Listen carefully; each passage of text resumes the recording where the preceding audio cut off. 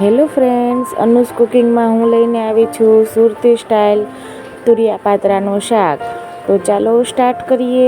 તો એક પેનમાં મેં ઓઇલ લીધું છે, ત્યારબાદ એમાં હિંગ એડ કરી છે અને ખડા મસાલા એડ કર્યા છે, અને ત્યારબાદ મેં આદુ લસણ મરચાંની પેસ્ટ એડ કરી છે. મરચાંનું પ્રમાણ આપણે વધારે રાખવાનું છે કેમ કે આ શાક લીલું બને છે.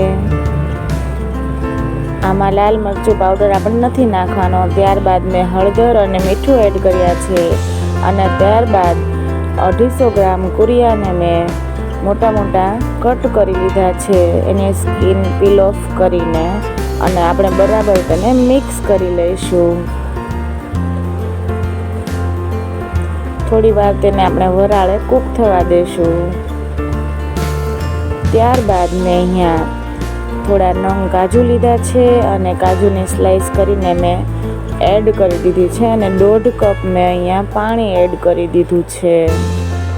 ત્યારબાદ આપણું પાણી ઉકળી જાય એટલે આપણે પાત્રા એડ કરવાના છે. પાત્રા મેં અહીંયા 150 ગ્રામ લીધા છે, તમે તમારી ઈચ્છા પ્રમાણે લઈ શકો છો. ત્યારબાદ મેં અહીંયા ધાણા જીરું એડ કરી દીધું છે, અને બધા મસાલા સરસ કૂક થઈ જાય અને પાણીનું એની જાતે બળી જાય ત્યાં સુધી આપણે તેને ઉકાળી લેવાનું છે.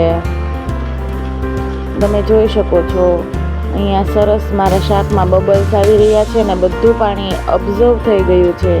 ત્યારબાદ મેં ધાણા નાખીને ગાર્નિશ કર્યું છે, અને ધાણા નાખ્યા બાદ પણ આપણે 2 મિનિટ શાકને ગેસ પર રહેવા દેવાનું છે અને ચલાવતા રહેવાનું છે, કારણ કે ધાણાની સ્મેલ એમાં એડ થઈ જાય એટલા માટે. અને ત્યારબાદ મેં અહીંયા ગરમ મસાલો પણ એડ કર્યો છે.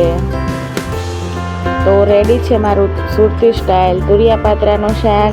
એક વખત ઘરે જરૂરથી બનાવજો અને કોમેન્ટ કરજો, લાઈક, શેર અને સબસ્ક્રાઈબ.